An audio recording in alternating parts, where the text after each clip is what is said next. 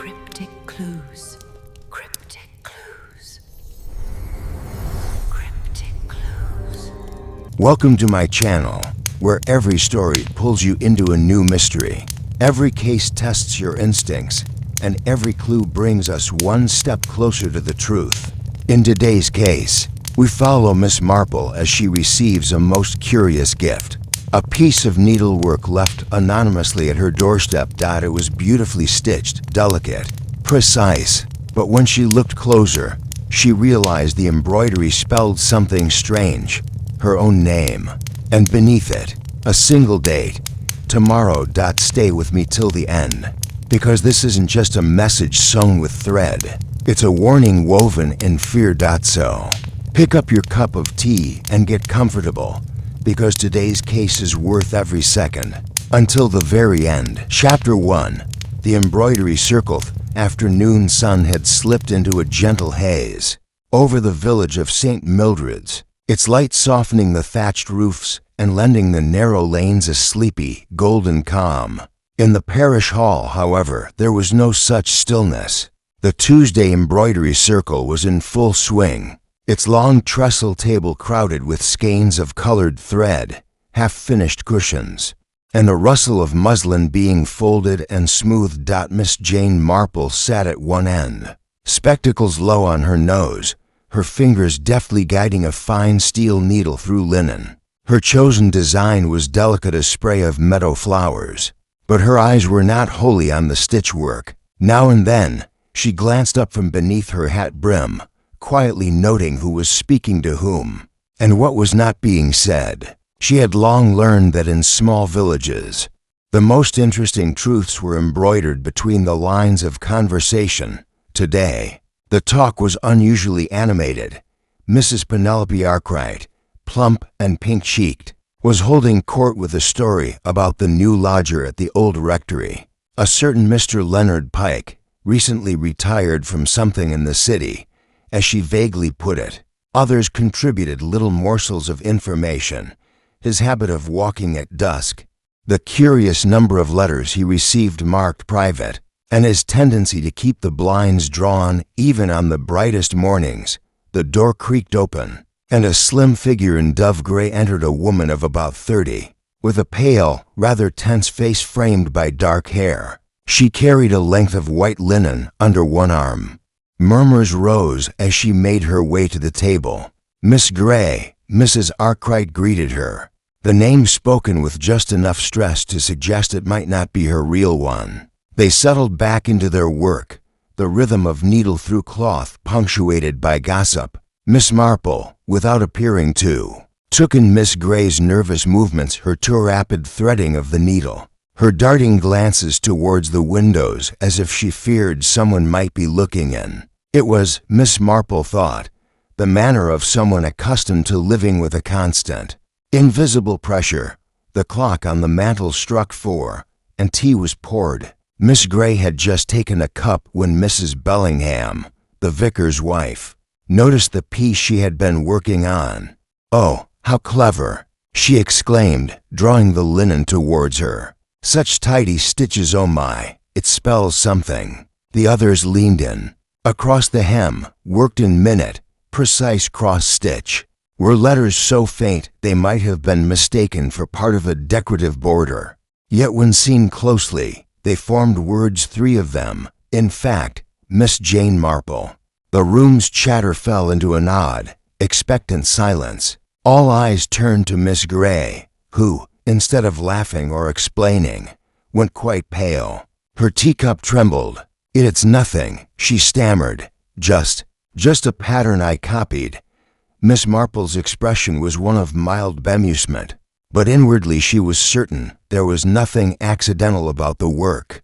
Her name, stitched with such deliberation, could only mean one of 2 things: a warning, or a cry for help. By the time the meeting ended and the women began gathering their things, Miss Gray had already slipped away, leaving her embroidery behind.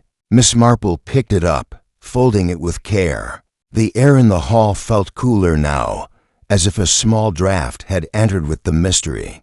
The following morning, St. Mildred's awoke to a grim discovery.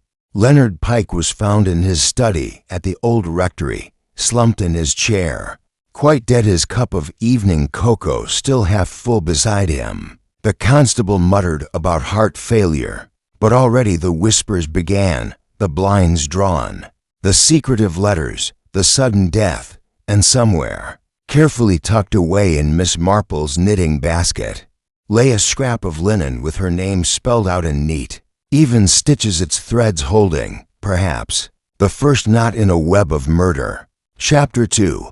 Whispers over teeth. News traveled faster than the Morning Post. By the time Miss Marple sat down to her breakfast, a boiled egg and a thin slice of toast, there had already been two visitors at her garden gate. Each had paused, feigning interest in the roses, before leaning in to share the shocking tidings about Mr. Pike's sudden death. By 10 o'clock, the matter was common knowledge, and by 11, the narrative had grown a little in every retelling. Some now said the blinds had been nailed shut.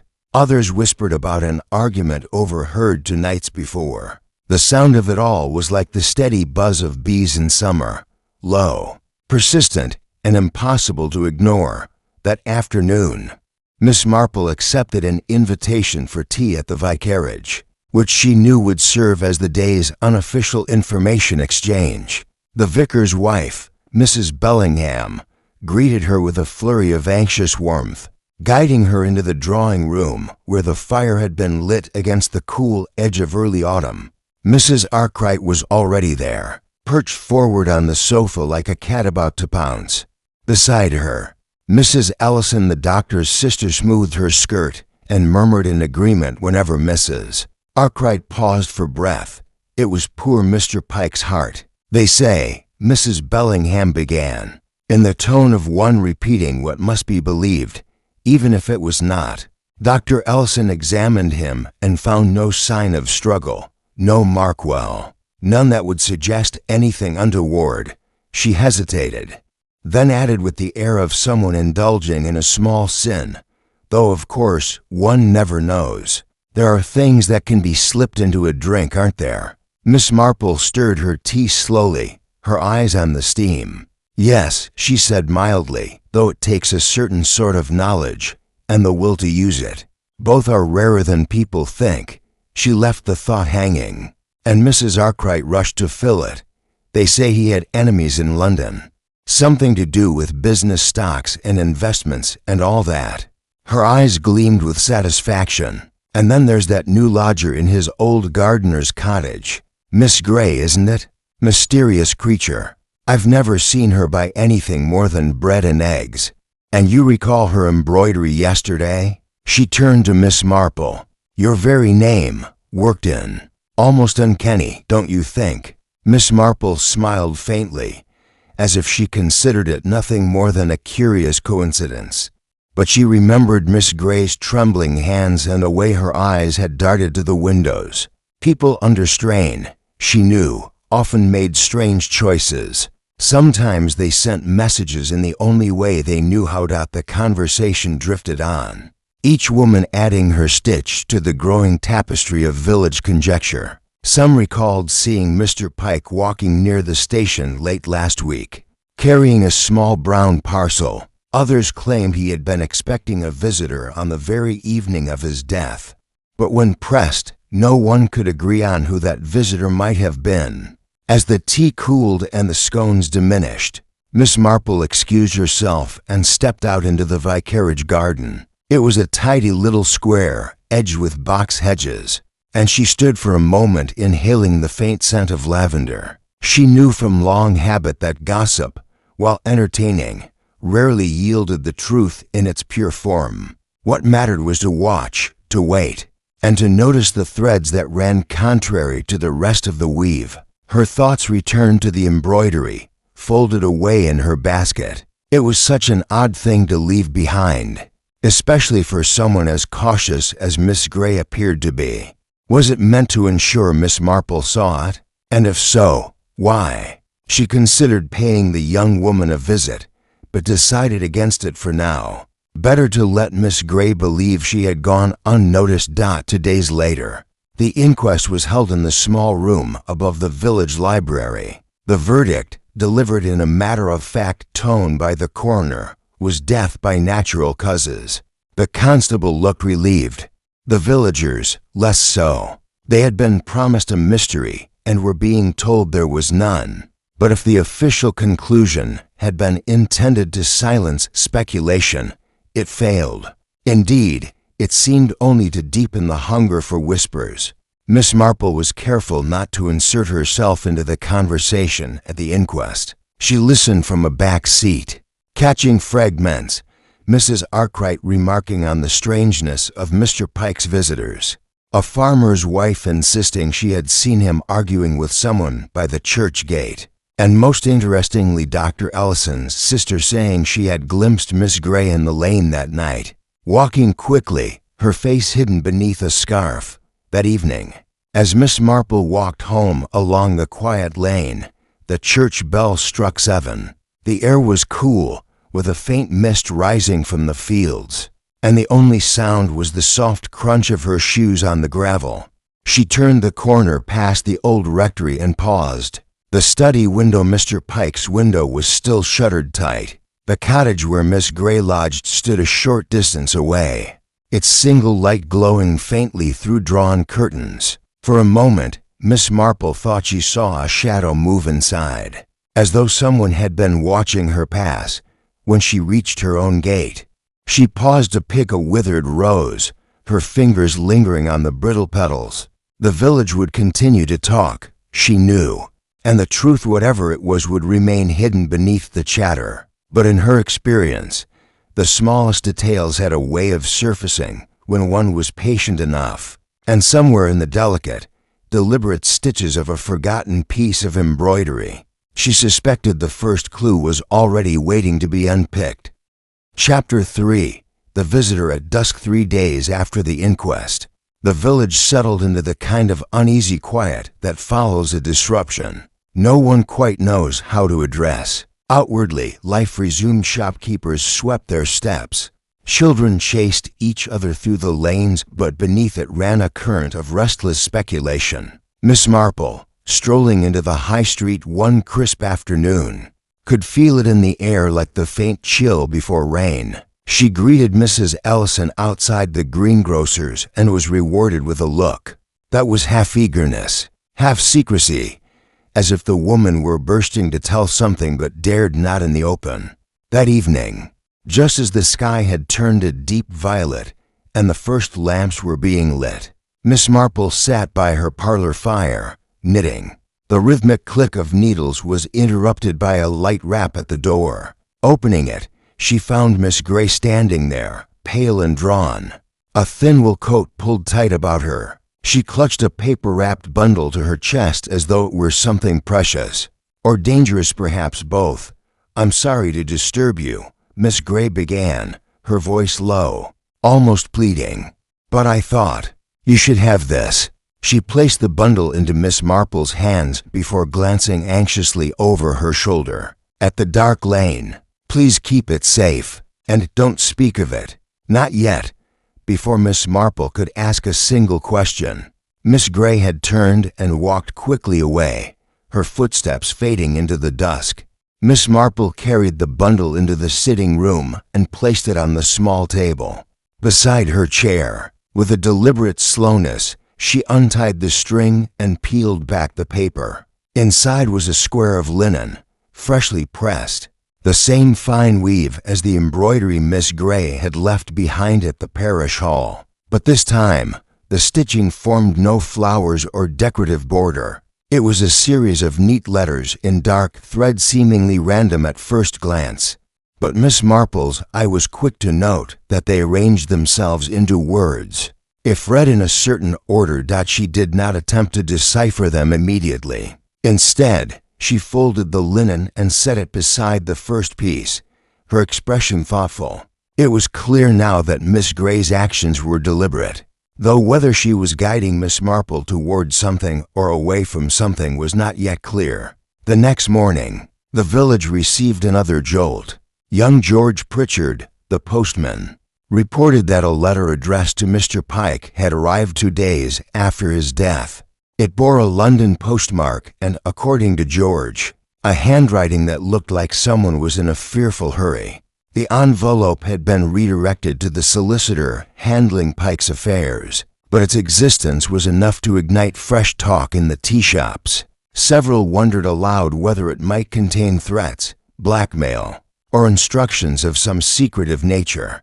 Miss Marple listened to the chatter at the grocer's without comment, her mind drifting back to the late-night visitor she had seen from her window the evening before Pike's death. A tall figure, coat collar turned up, had passed along the lane toward the old rectory. At the time, she had assumed it was one of the tradesmen returning home late, but now she began to think otherwise. She resolved to take a walk that afternoon, choosing a route that would lead her past the rectory's rear gate. The path was quiet, the hedges high on either side. Near the back fence, she noticed something lodged in the earth, a small brass button, the sort one might find on an overcoat. She bent to pick it up, turning it over in her fingers. It was well polished, not rusted or tarnished, suggesting it had been dropped only recently. She slipped it into her coat pocket without a word. As she reached the lane again, a movement caught her eye.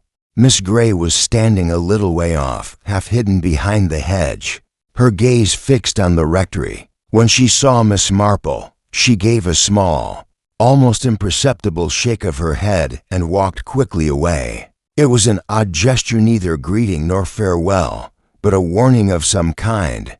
That evening, Miss Marple examined both pieces of embroidery by lamplight. She could see now that the letters on the second cloth might be a cipher, the kind once used in schoolyard games to disguise messages. But the pattern was more intricate than childish play. It had the precision of someone careful, perhaps desperate, to pass on information without it being easily understood.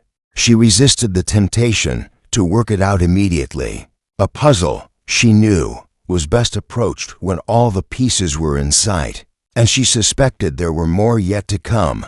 The following day brought a new ripple of unease.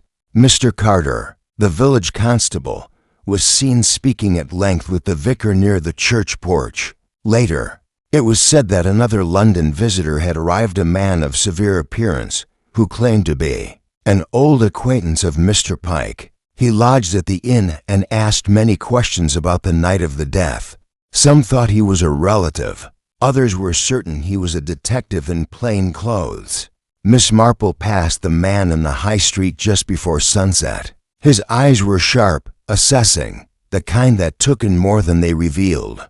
She noted the cut of his coat and that it was missing a brass button from the lower cuff. She did not stop him, nor did she let her gaze linger. But when she returned home, she took the button from her pocket and laid it on the table beside the folded embroidery, her mind already weaving together the faint beginnings of a pattern. Outside, the last light faded, and the village settled into its familiar nighttime hush. Somewhere, a dog barked once, then fell silent. Miss Marple sat alone in her parlor, the quiet broken only by the ticking of the clock, knowing that in the stillness of such evenings, secrets often found their way to the surface if one knew where to look for the first loose thread. Chapter 4. Threads in the Shadows. The next morning broke damp and overcast, with a low mist curling along the hedgerows.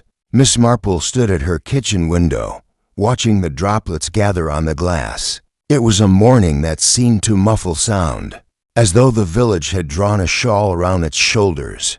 She made her tea and sipped it slowly, her thoughts on the button lying in her parlor beside the folded embroidery. It was not enough to accuse anyone, indeed.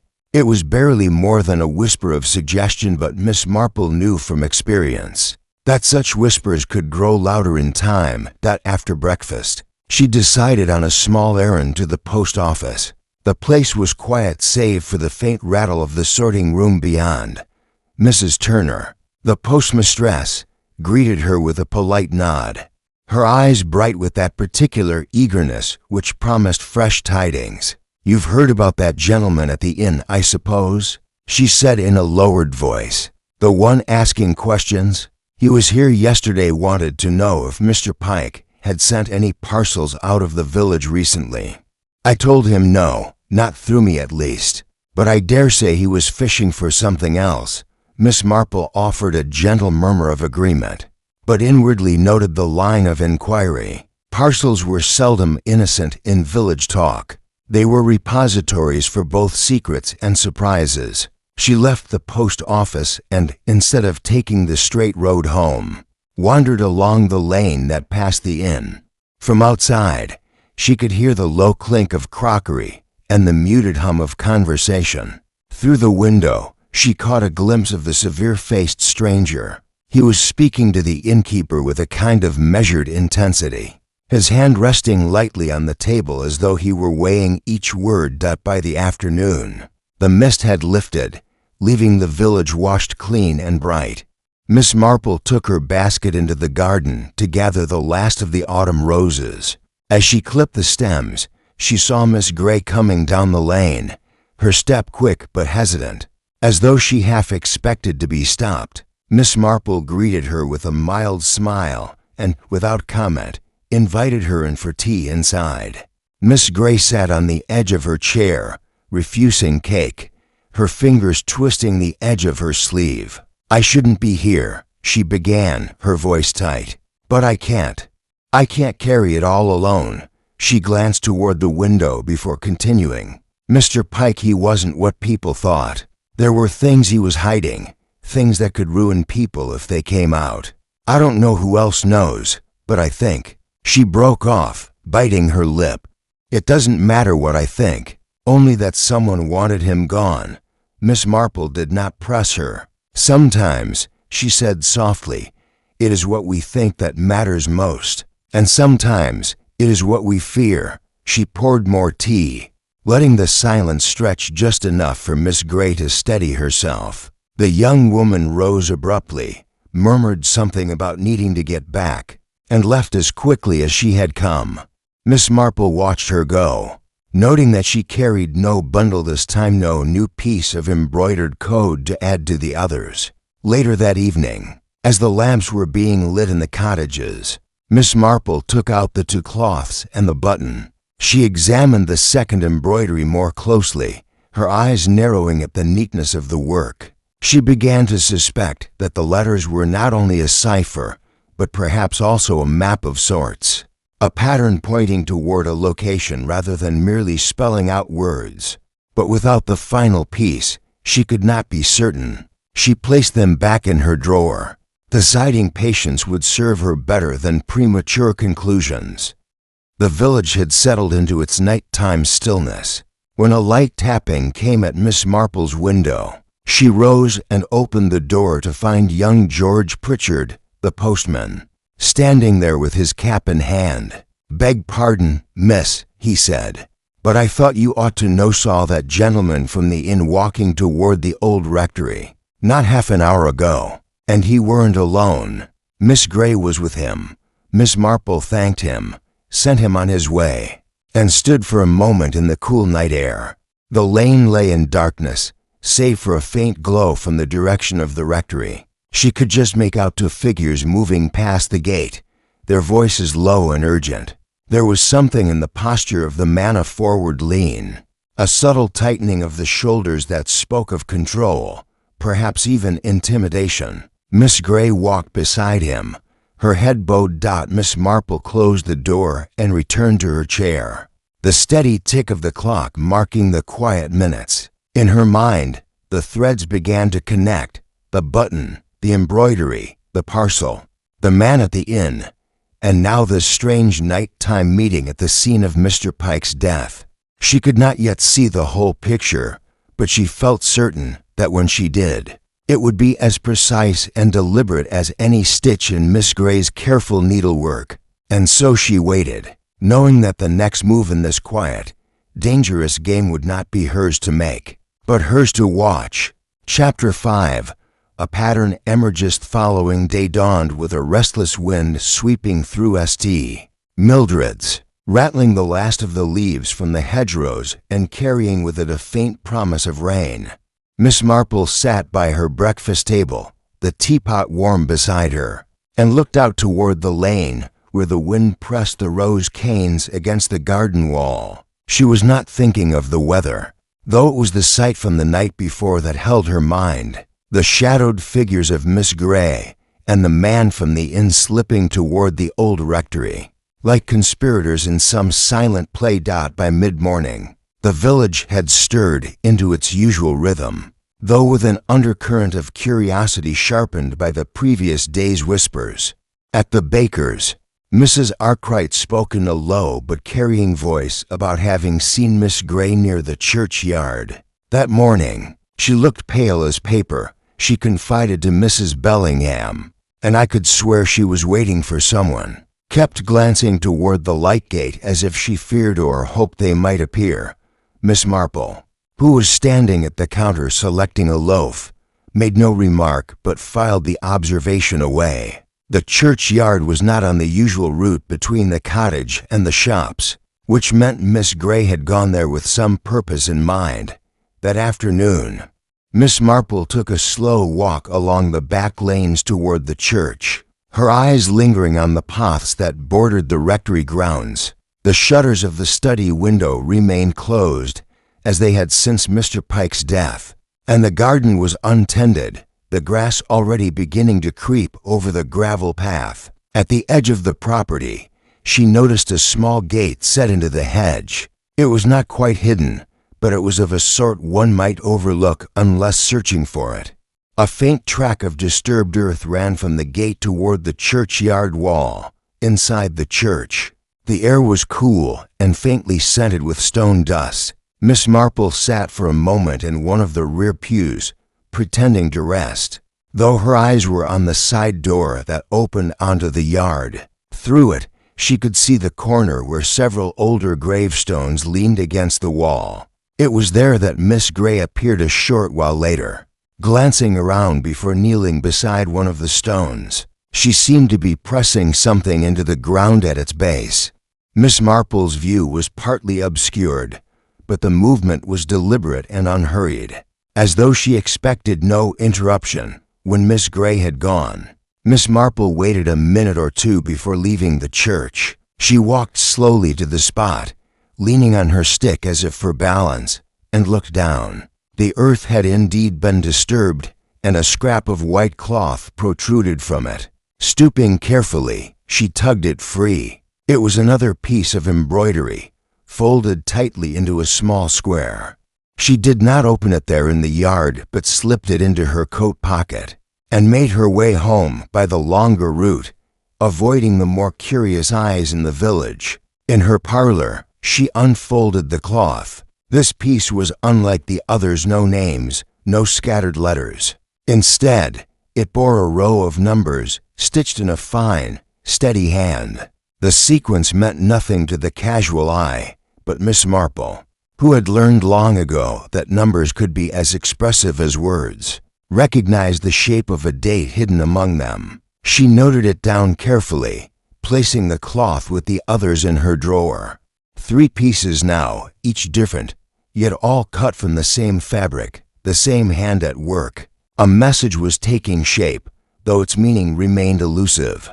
The following morning brought fresh activity to the high street. The severe-faced man from the inn had taken to walking about more openly, speaking with tradesmen and pausing to watch those who passed. More than one villager remarked on his presence to Miss Marple. Though their theories as to his identity varied wildly, some swore he was a private investigator. Others whispered he might be part of Mr. Pike's supposed business dealings in London. Miss Marple observed him from a distance, noting that he still wore the same dark overcoat. The missing brass button a small but telling absence. That afternoon, she encountered him quite by chance outside the grocer's. He tipped his hat politely, and his voice, when he spoke, was smooth and assured. "Miss Marple, is it? I have heard of your interest in village affairs." There was no overt accusation in his tone, but an undercurrent of appraisal, as though he were measuring her usefulness. "Perhaps you might tell me," "Did you ever notice anything unusual about Mr. Pike in the weeks before his death?" Miss Marple smiled pleasantly, her eyes mild. "Oh, one notices many things, Mr." She let the sentence trail just long enough for him to supply Carson. "Edmund Carson." She inclined her head. "Well, Mr. Carson, Mr. Pike was a man who valued his privacy. But as for unusual, why? I should say his most unusual trait was that he took his cocoa without sugar. Not many do." She left it at that, and Mr. Carson, perhaps suspecting she would offer no more, gave a small nod and moved on. That evening, alone once more in her parlor, Miss Marple spread the 3 pieces of embroidery before her. The first carried her name, the second a cipher of letters, the third the row of numbers. A name, a code, a date. These were not idle pastimes for a seamstress. They were signposts laid carefully for someone who might read them. And Miss Marple, who had spent a lifetime reading what others left unsaid, felt certain she was being drawn, stitch by stitch, toward the heart of Mr. Pike's untimely death. The wind outside rose again, rattling the shutters. She folded the cloths and returned them to the drawer, knowing that whatever the next move might be, it would come soon, and that when it did, the pattern would begin to show itself more clearly. For now, she would wait, quietly and patiently, just as she had done with 100 tangled threads before, until the whole design revealed itself under her hands. Chapter 6. The 4th Pistuo days passed without sight of Miss Gray, and in St. Mildred's that was enough to stir curiosity into rumor. Some said she had gone to London. Others, more inclined to the dramatic, whispered that she had been spirited away in the night. Miss Marple, however, suspected neither. There was a quality to Miss Gray's absences intentional, time that spoke not of flight, but of someone working within the confines of a careful plan. Still, the silence made the air in the village feel taut, as though everyone were waiting for a door to open or a shadow to reappear. On the 3rd afternoon, a soft knock came at Miss Marple's back door. She opened it to find no one in sight, only a small wicker basket set neatly on the step. Inside were 2 fresh scones, a small jar of damson jam, and tucked beneath the cloth lining a folded scrap of linen. The stitches were done in pale blue this time, the thread fine and almost delicate. Miss Marple brought it into her parlor. Before examining it closely, the embroidery was different again. No names, no ciphers, no numbers. Instead, it depicted a sprig of rosemary, stitched with such precision that the leaves seemed almost to hold their scent. Around the base of the sprig, in the faintest of running stitches, was a single phrase, "For remembrance." Miss Marple ran her fingers lightly over the letters, her mind already turning over the possibilities. Rosemary for remembrance was an old association, used in both mourning and in warning. It might be a message of loyalty or a reminder of something someone wished never to forget. She placed the cloth alongside the others in her drawer, the 4 of them forming a small but insistent chorus of clues. Together, they suggested the outline of a story, a name, a code, a date, and a remembrance. But the nature of the story, whether it was one of guilt, innocence, or something in between, remained hidden.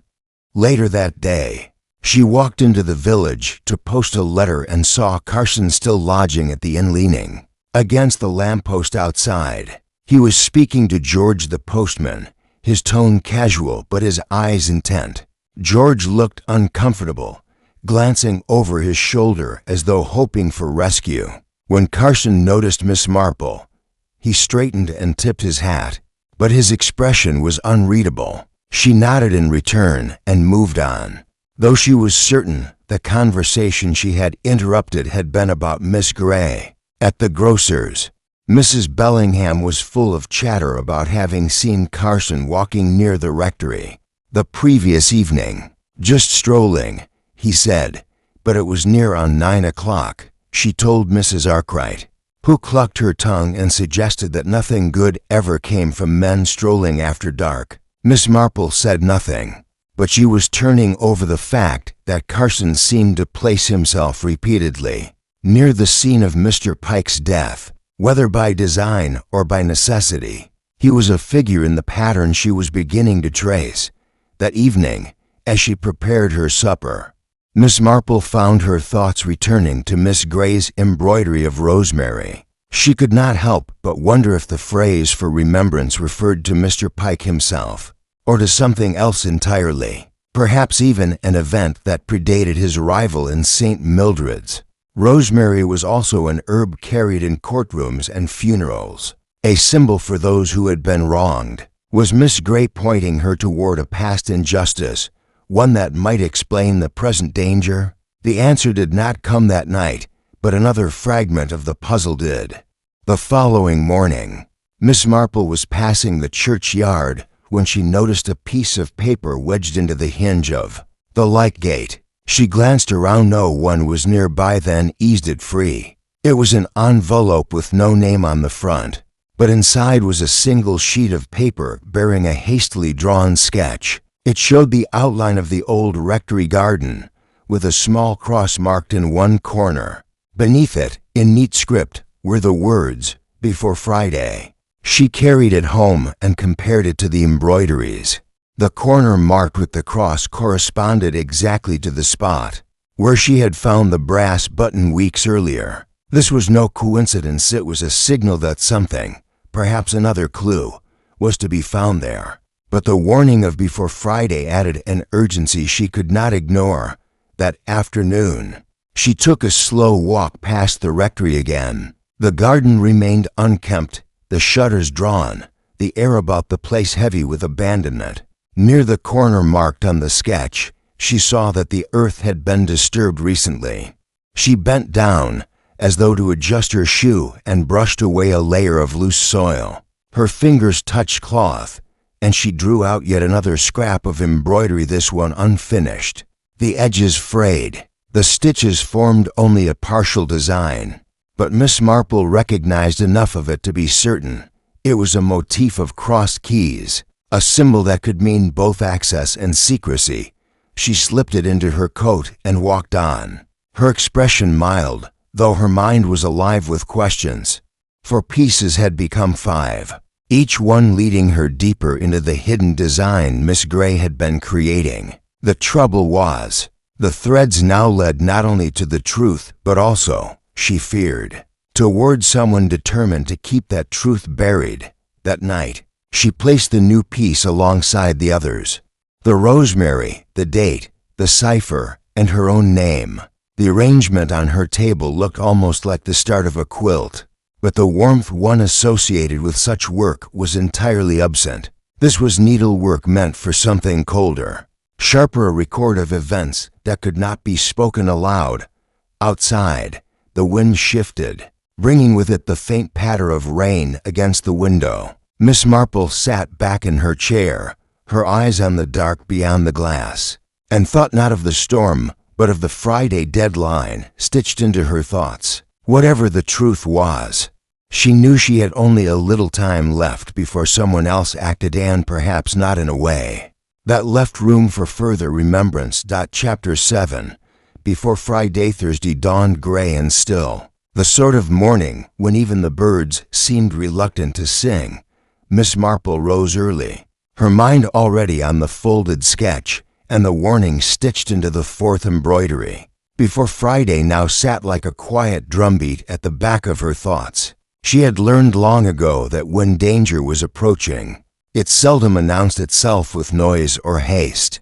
Rather, it crept closer in silence, allowing those unprepared to mistake its presence for nothing at all. After breakfast, she set out for a short walk into the village. At the grocer's, she found Mrs. Arkwright and Mrs. Bellingham in low conversation by the spice counter. They broke off when she approached, but not before she caught the name Carson and the words "seen again" by the rectory wall. Miss Marple greeted them warmly, purchased a small tin of tea, and left without remark, though she was beginning to think Carson's visits to the rectory were more than idle strolls. On her way home, she paused by the churchyard gate. The air was heavy with the scent of damp stone, and the grass glistened with dew. She glanced toward the far corner of the yard, where the wall abutted the rectory garden. From there, one could pass too easily between the two properties without being seen from the road. It was a route someone might take if they wished to come and go unnoticed. That afternoon brought a knock at her door. When she opened it, Carson stood there, his expression polite but watchful.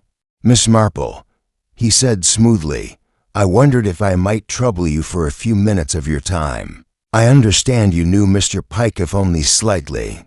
There are certain details I'm trying to clarify." She ushered him into the parlor, noting how his eyes flicked quickly round the room, as if assessing its contents. He declined tea, but leaned forward in his chair. "You strike me as someone who notices things others might overlook. I suppose you haven't seen Miss Gray lately?" Miss Marple's tone was mild. "Not in the last day or two. She is a quiet young woman, though her absence seems to trouble others more than it does her." She paused, watching him. "And yourself, Mr. Carson? I notice you've developed quite an interest in the old rectory." He smiled faintly. "I like to walk, Miss Marple. The rectory grounds are peaceful, what's left of them." His answer was smooth, but it lacked the ease of truth. She knew enough to let the subject drop. Pressing now would yield nothing but a closed door. After he left, she sat for a long while in her chair, knitting untouched in her lap. The 5 pieces of embroidery lay hidden in her drawer, their silent messages waiting. She thought of Miss Gray's careful hand, the rosemary for remembrance, the marked date, and the urgency of the sketch. Whatever was meant to happen before Friday. It was clear Carson was moving in the same direction, though whether to uncover the truth or to bury it, she could not yet tell. That evening, she decided to walk the lane past the rectory once more, choosing the hour when the last light drained from the sky and lamps began to glow in cottage windows. As she neared the garden wall, she heard the faint crunch of footsteps on gravel within. She slowed her pace, letting her own tread soften against the earth. A moment later, 2 figures emerged from the side gate. Carson and Miss Gray. They spoke in low, urgent tones, but one word, carried by the damp air, reached her. "Friday." Carson's hand was on Miss Gray's arm, not in a violent grip but in a way that suggested control. Miss Gray's head was bowed, her expression hidden beneath the brim of her hat. They passed into the shadows toward the churchyard, and Miss Marple, careful not to be seen, turned down the opposite path toward home. By the time she reached her parlor again, she had made a decision. She would not wait for Friday to bring whatever it would. The embroideries had been placed in her keeping for a reason, and each one had been a step in a path laid out with deliberate care. If the final piece was to appear, she would need to be ready to receive it and to act before Carson, or whoever he truly served, could take it. The rain began just after nightfall, tapping against the window panes in a slow, steady rhythm. Miss Marple sat alone in her quiet house, the lamplight warm against the gathering dark, and listened to it. Outside, the lanes would be slick and empty, the village curled in on itself for the night. It was the kind of weather that invited secrecy, perfect for those who preferred to move unseen. She wondered if, even now, the last stitch in this hidden design was being made, and she knew, with the calm certainty that had guided her through more than one quiet storm, that she would be there to see it before the clock struck Friday. Chapter 8. The final stitch. Rain had not ceased through the night, and by morning the village lay beneath a pale, watery light that made every cobblestone glisten. Miss Marple rose early, though she had slept little, her thoughts returning again and again to the figures she had seen at the rectory gate. Carson's hand on Miss Gray's arm had not been violent, yet it carried an unmistakable weight of intention. Whatever bound the two of them together, willingly or not, was nearing its moment of consequence. And that moment, if the warning in the embroidery was to be believed, would arrive before the day was done. She spent the morning in small, deliberate tasks, polishing the brass teapot, mending a glove, writing a short letter to her niece in Torquay. It was not idleness but preparation. She knew the rhythm of such days, when the hours must be filled with something steady lest the mind turn too quickly toward impatience. By late morning, the rain had softened to a mist, and she decided to step out, her basket over her arm. Taking the route that wound behind the churchyard and skirted the edge of the rectory garden, the air was damp and carried the faint scent of wet earth. As she passed the garden wall, she paused to adjust the strap of her basket, her eyes flicking toward the small gate she had noticed days before. It was ajar. No one was visible within, but the faintest imprint of boots marked the sodden earth by the entrance. She did not step inside. Instead, she continued to the high street, where the post office was unusually quiet. Mrs. Turner, the postmistress, looked up from her ledger with a hint of curiosity. "You've missed the rush," she said, though Mr. Carson was in just an hour ago, sending a telegram. "London address." She hesitated, lowering her voice. "Seemed rather in a hurry." Miss Marple gave a mild smile, as if such information held no particular interest, but tucked it away in her thoughts. If Carson was sending messages to London on the morning of the appointed day, then whatever was to occur had more hands in it than just his and Miss Gray's. After leaving the post office, she stopped at the grocer's for tea and seed cake. While Mrs. Arkwright weighed the sugar, she chattered about having seen Miss Gray earlier, walking toward the path that led to the old mill pond.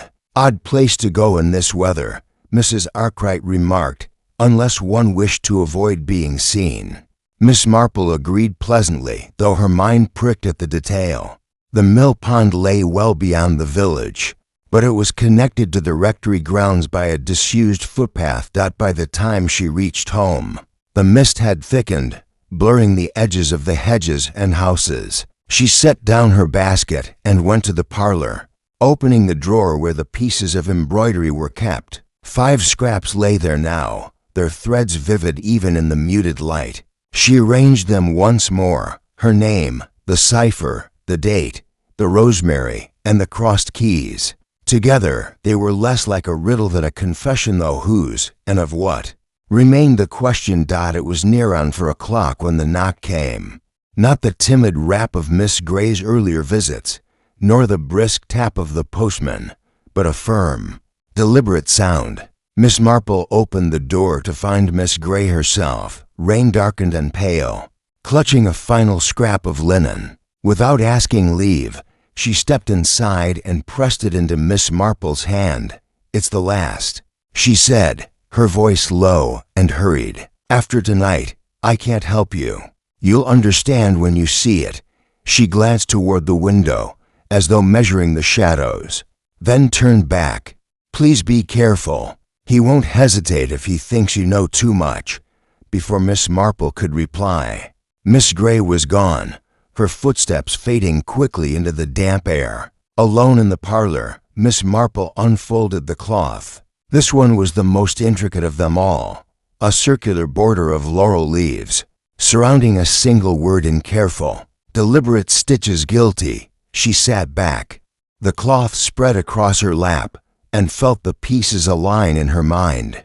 The name, the cipher, the date, the remembrance, the keys, and now this, the final stitch, the declaration that tied the pattern together. It was not only a message, it was an accusation, and if Miss Gray was correct, the person it named would do whatever was necessary to keep it from being read aloud. Miss Marple placed the embroidery with the others, folded them into a small parcel, and tucked it into her knitting basket. She knew the next hours would demand the sort of quiet watching that was her particular gift. Outside, the mist thickened, and the first lamps began to glow faintly in the village. Somewhere between the rectory and the mill pond, she suspected. The truth would show itself if she was there to see it. She rose, fetched her coat and hat, and stepped into the lane. The air was cold and smelled faintly of rain, The world narrowed to the soft blur of shapes ahead. The path to the churchyard was slick underfoot, but she walked it steadily, each step bringing her closer to the place where she felt the pattern's last thread would be drawn tight, and she knew, as she passed through the light gate, that before this day ended, the meaning of every stitch would stand revealed whether in light or in shadow. Chapter 9.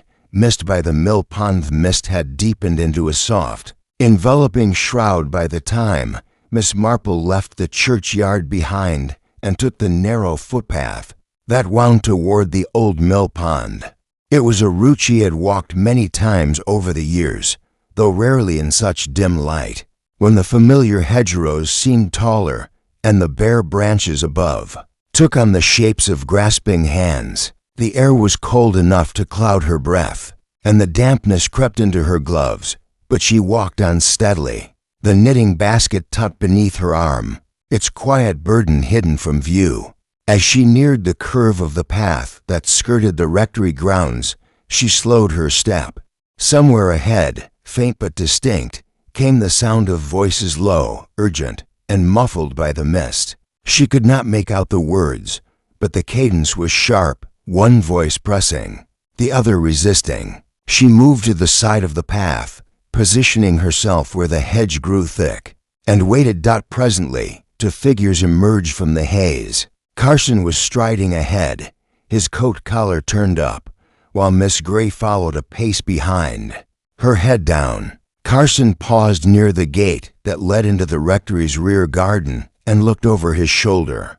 "We don't have the luxury of time," he said, his voice carrying in the stillness. "It has to be tonight, before anyone starts asking the wrong questions." Miss Gray's reply was almost a whisper. "I've done what you asked, but I won't go further." "You don't have a choice," Carson said flatly, his hand tightening briefly on her arm. "If you're not with me, you're against me. And we both know what that would mean."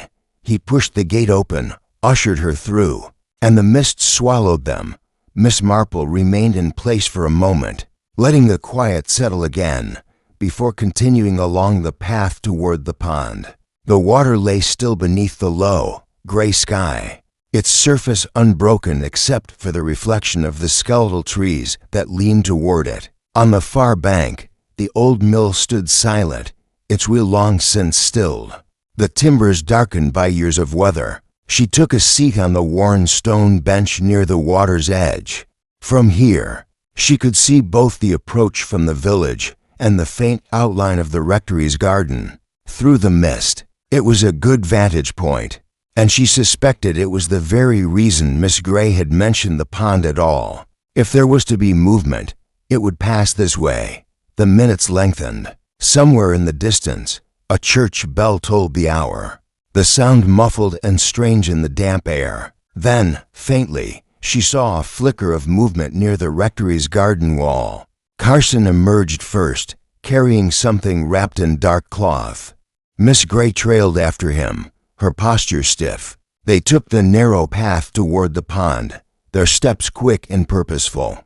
Miss Marple lowered her gaze, appearing to busy herself with adjusting her scarf as they drew closer. Carson stopped a few yards from the water, glanced around, and then crouched to set the wrapped bundle down on the bank. He pulled at the knot of string securing it, revealing what looked to be a small wooden box. "Old but well kept. This," he said to Miss Gray, "is the end of it. Once it's gone, there's nothing to tie us to him, or to that night." Miss Gray's voice was quiet but firm. "And if someone else already knows?" Carson straightened slowly, his eyes narrowing. "Then they'll wish they didn't." Miss Marple rose from the bench, her step unhurried, and approached along the path as though happening upon them by chance. "Why, Mr. Carson," she said mildly, "and Miss Gray, out rather late for a walk, aren't we?" Carson's expression flickered, just for a moment, before he summoned a polite smile. "Miss Marple, we were just enjoying the evening air," Miss Marple finished for him. "Yes, I quite understand, though I must say it's a little damp for carrying parcels about." Her eyes drifted to the box at his feet. "It's nothing of importance," Carson said quickly. Ah, Miss Marple replied. Things of no importance are often the most carefully hidden. I've found that to be true more times than I can count. There was a pause. Miss Gray's gaze met Miss Marple's, and in that brief exchange the older woman read both fear and a silent plea. The mist pressed close around them, and in the stillness, Miss Marple could almost feel the threads of the embroidery in her basket tugging together, pulling the moment tight. She stepped closer to the water's edge, her voice still calm. I believe, Mr. Carson, that whatever you have there may be better served by a little light than by the bottom of a pond. Wouldn't you agree? Carson's smile thinned, and for the first time there was a flicker of something harder in his eyes. I'm not sure that's your decision to make. Miss Marple regarded him steadily. Oh, I think it may be. You see, when someone leaves a trail of stitches leading to a name, a date, a place, and a truth, it is generally because they wish it to be found, not lost. The silence that followed was long enough for the water to lap gently against the bank. Then Carson reached down, lifted the box, and tucked it beneath his arm. You know more than is wise, Miss Marple, he said quietly. Perhaps more than is safe. He turned toward the path, motioning for Miss Gray to follow. She hesitated for the briefest moment, then fell in step behind him. Within seconds, the mist closed over them again. Leaving Miss Marple alone by the pond, she stood there for a time, watching the ripples fade, knowing that the final unraveling was close, now so close that she could almost see the pattern in full. But there was one more stitch to be made, and she suspected it would come before the night was through. Chapter 10. The pattern complete. Mist had thickened into a soft curtain. By the time Miss Marple reached the village, she took the long way home, past the vicarage and along the lane that skirted the churchyard, her thoughts as deliberate as her steps. The picture was almost whole now, the embroideries, the brass button, the parcel at the pond, and she knew the last piece would fall into place before morning. It came sooner than that. She had just set the kettle on the hob when there was a knock at her door. Not the hesitant tap of Miss Gray, nor the firm knock of Carson, but a quick, urgent rap. When she opened it, Miss Gray stood there, her coat unfastened, damp hair clinging to her cheeks. He's going to leave tonight, she said, her voice shaking. He means to take the box to London. Once it's gone, no one will know the truth. Miss Marple guided her inside, settled her by the fire, and poured her tea before speaking. My dear, you've already told the truth in thread. You've given me your name for remembrance, a cipher, a date, the keys to unlock it, and the word that matters most. All that's left is to match them to the right hands. Miss Gray's eyes filled. It was never meant to be this way, Mr. Pike. He wasn't a good man, but he didn't deserve to die. Carson found out what Pike had been hiding, papers that could ruin several men in London. He wanted them for leverage, and I helped at first.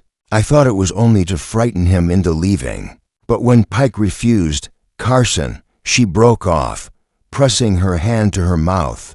I couldn't tell the police. They have said I was as guilty as he. Miss Marple leaned forward, her voice gentle but steady. And so you stitch what you could not speak, leaving the trail where you knew it might be found. A faint knock sounded again, lighter this time. Miss Marple rose and opened the door to find Carson himself, his coat buttoned high, the box under his arm. Miss Marple, he said evenly, I think Miss Gray left something behind. His eyes moved to the embroidery laid neatly on the table, each piece arranged in the order Miss Marple had decided upon. Indeed she did, Miss Marple replied. A record, you might say, one that tells a rather complete story. It begins with her fear, moves through your demands, and ends with a very final word. She tapped the last piece, the laurel wreath enclosing guilty. Carson's smile faltered. Pretty sewing, he said, but his voice was tight. Oh, more than pretty, Miss Marple said, her tone still mild. You see, The date stitched here matches the evening Mr. Pike died. The cipher spells out a location, the rectory garden. And the keys, of course, represent what was in that box you're carrying. Documents Pike kept locked away. Rosemary, as you know, is for remembrance but also for justice. And the name, well, that was for me. To ensure the right eyes followed the trail, Carson glanced toward the door, but a shadow moved in the mist outside Constable Davies. Stepping into view at just the right moment, Miss Marple's letter, posted that afternoon, had reached the vicarage in time for the constable to be waiting. I took the liberty of inviting Mr. Davies, Miss Marple said softly. I thought it best you deliver the box to the proper hands, rather than to London, for a moment. Carson's jaw tightened, then he held the box out. The constable stepped inside, took it, and nodded to Miss Marple. We'll see it kept safe. And him, too. As Carson was led away into the mist, Miss Gray sat motionless by the fire. It's over, she whispered, though her voice held more weariness than relief. Miss Marple poured her another cup of tea. It will be, in time. But you were wise to choose threat over silence. Silence fades. Stitches last. The following morning, the mist had lifted, leaving the village fresh-washed and bright. Life resumed its familiar rhythm. Though the talk in the shops and at the vicarage would run for weeks, Miss Gray left St. Mildred's quietly, a note of thanks left at Miss Marple's door. Miss Marple sat by her parlor window with her knitting, the drawer beside her now empty of hidden embroidery. She looked out at the garden, at the bare rose canes catching the pale light, and reflected as she always did on the peculiar constancy of human nature. Secrets were stitched into the fabric of life, and now and then one only needed a needle, a steady hand, and a little patience to see the whole pattern revealed. Miss Marple did not immediately clear the table of the embroidery after Carson was taken away. Instead, she left the 6 pieces spread out before her, the pale afternoon light catching on the threads. There was something almost solemn about them now, like relics set in quiet order. Outside, the mist was thinning, yet the world still felt wrapped in it, as though the village itself was holding its breath before returning to its usual chatter. Miss Gray sat where she was, her hands clasped tightly in her lap, her eyes fixed on the embers in the grate. You've no idea how heavy it's been, she said after a long silence, carrying it all, knowing what happened, knowing I was part of it. Every time I stitched, it was like I was taking the poison out of myself and putting it into the cloth. But it was never enough to feel safe. Miss Marple, still looking at the embroidery, replied softly, Safety is a rare thing when truth is locked away, even rarer when there are those determined to keep it buried. She glanced at Miss Gray, her expression gentle but searching. You risked more than you realize by coming here tonight. He might have guessed you'd warn someone. A flicker of fear crossed Miss Gray's face. He did suspect. That's why he wanted the box gone before morning. I heard him on the telephone speaking to someone in London. He said they'd settle accounts once the papers were delivered. Her voice dropped to a whisper. I think they were willing to do worse than Pike's death if it kept their names clear. The thought hung between them, heavy as the mist outside. Miss Marple knew that although Carson was in the constable's custody, the reach of those papers extended well beyond the boundaries of St. Mildred's, and there were always others willing to act in shadow when the light grew too bright. She rose, poured more tea for them both, and only then began carefully folding each embroidered piece. These will go to the constable as well, she said. They're not just clues. They're a record. A record is harder to silence than a frightened witness. She tied them in brown paper and twine with the precision of one wrapping a gift, though there was nothing festive in the gesture when Miss Gray finally left, slipping into the last of the evening's damp haze. Miss Marple stood at the window for a while, watching until the young woman's figure was lost to the turn of the lane. The fire had burned low in the grate, and the little parlor seemed quieter than before, quieter, but not at rest. There was still a current running under the stillness, a sense that all the truth had not yet been spoken aloud. Later that night, Miss Marple sat with her knitting, though her hands moved more slowly than usual. The old clock ticked evenly, the only sound in the room. She thought of the wooden box, now in the constable's possession, and of the documents it contained. She imagined the hands that had written them, confident hands, careless in their certainty of secrecy. She imagined to the face of Mr. Pike the life he had lived in guarded rooms, blinds drawn against the world, and the single mistake of trusting that his hidden hoard would remain unseen. The wind shifted outside, brushing against the shutters with a hollow sigh. Miss Marple's thoughts moved, as they often did, to the pattern of human behavior. The crime had been shaped not by sudden rage or blind chance, but by calculation long, deliberate, and precise. A death by such hands was never an isolated act. It was part of a larger fabric, the rest of which still lay folded and unseen. In the morning, she took the parcel of embroidery to Constable Davies herself. The constable, a solid, practical man, accepted it with a nod. "Not the usual sort of evidence," he remarked, "but I've learned to trust your judgment. Miss Marple, this will be kept safe." On her way back through the village, the air was sharp and clear, the cobblestones still wet from the night's damp. The high street was just beginning to stir, shop shutters going up, the scent of baking bread drifting from the bakery. A few curious glances followed her, but no one asked outright what had happened at the pond or why Carson had been led away in the mist. In St. Mildred's, questions were sometimes left unspoken when the answers were thought to lie too close to danger. Back in her parlor, she sat by the window, the light falling across her lap. The embroidery was gone, but in her mind each piece remained vivid: the neat cross-stitch of her name, the delicate rosemary sprig, the rigid symmetry of the crossed keys, the laurel wreath guilty. They were no longer just symbols left in secrecy. They had been spoken aloud, read into the open, and that, Miss Marple knew, was how such matters were truly resolved, not in the noise of confrontation, but in the quiet act of making what was hidden plain to see. Still, as the day lengthened, she could not quite shake the feeling that something lingered.